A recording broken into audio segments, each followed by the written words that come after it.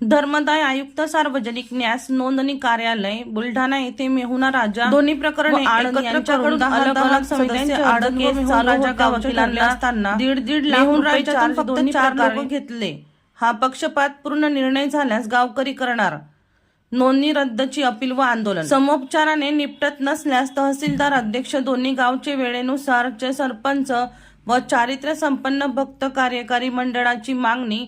प्रसन्न गणपती मंदिर व स्वामी रामचरणदास महाराज समाधी मंदिर आनंद फाटा श्री क्षेत्र मेहुण राजा हे दोन्ही वेगवेगळे मंदिर असून देऊळगाव राजा चिखली रोडवर मेहुणा राजा क्षेत्रात आहेत। हे दोन्ही गावच्या समान अंतरात रोडवर वन विभागाच्या जमिनीवर आहेत, म्हणून या मंदिराची नोंदणी धर्मदाय आयुक्तांकडे होऊ शकली नव्हती।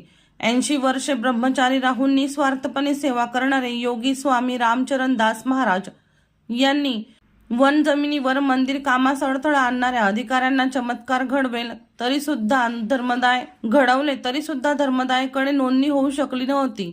स्वामी रामचरणदास बाबांनी दगडवाडीत 5 एकरावर मठ मंदिर बांधले, भक्तांसाठी फळबागा तयार केल्या। तेथे त्यांना त्रास झाला म्हणून ते सर्व सोडून जंगलात गणपती मंदिरावर आले व आनंद व मेहुण राजा गावच्या लोकांच्या साथीने वाट सर्व भक्तांच्या देणगीतून जंगलांमध्ये सुद्धा नंदनवन केले।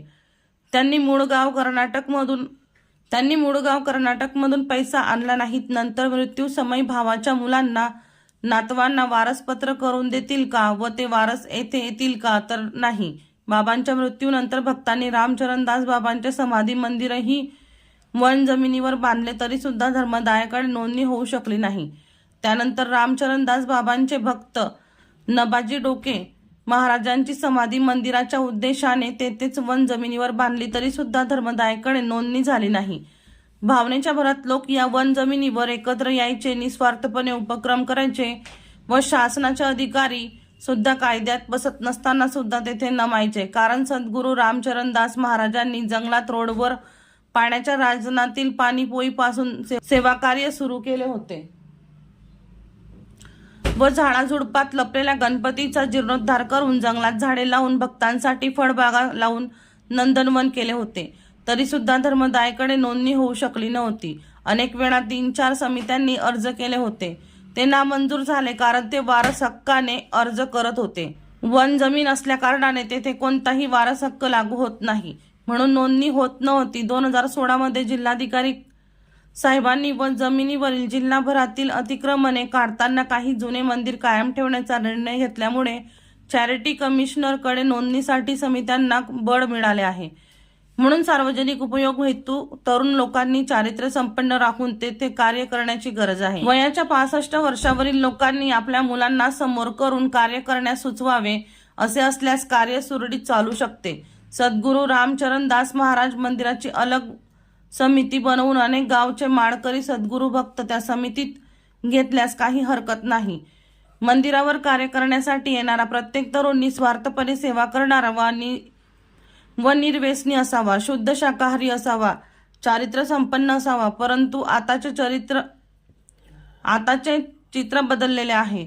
आनंद व मेहुण राजा गावच्या दोन्ही समित्यांवर लक्ष ठेवण्यासाठी ज्या लोकांना बुलढाणा सार्वजनिक न्यास नोंदणी न्यायालयात लक्ष ठेवण्यासाठी पाठवल्या जात होते, त्यांनीच फितूर होऊन आपसात पदे वाटून घेतली आहेत व जुने काम करणारे ज्यांच्या नावावर मंदिराचे जवळपास 50 लाख रुपये अलग अलग व्यक्तिगत खात्यांवर आहेत, ज्यांना संपूर्ण माहिती व कार्य करण्याची उमेद आहे, अशा लोकांना डावलले।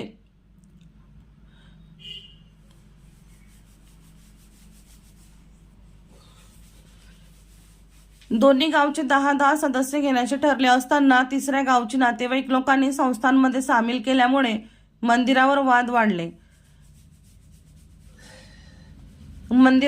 वाढले आहेत व पुढे कायदा व सुव्यवस्थेचा प्रश्न निर्माण होत आहे। आजपर्यंत ज्या मंदिरावर सहजपणे पंचांनी समोरच्यांना चाव्या द्या म्हटल्यावर दिल्या जात होत्या, परंतु या फितुरीमुळे मतभेद वाढले आहेत व जुने कार्य करणारे लोक मंदिराच्या चाव्या, मालमत्ता व पैसे देण्यास नकार देत आहेत, कारण समोरच्यांनी विश्वासात न घेता ठराव घेतला आहे। सन 31 जानेवारी 2023 ला धर्मदायने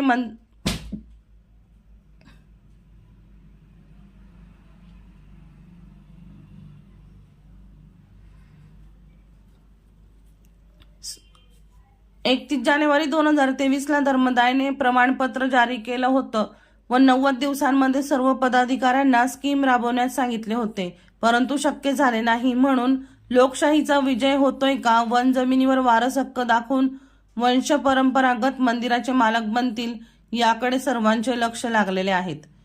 मी दोन्ही मंदिरे मेहुणा राजा क्षेत्रात एक असल्यामुळे ग्रामपंचायत मेहुण राजा सरपंच व सर्व सदस्य पक्षपाती निर्णय स्वीकार करणार नाही असे सांगितले आहे. शेवटी चॅरिटी कमिशनर धर्मदाय न्यायालय फक्त वकिलांची बाजू ऐकते. या लोकशाही पद्धतीने सर्वसामान्य लोकांची खरी बाजू ऐकते यावर लक्ष देण्याची गरज आहे.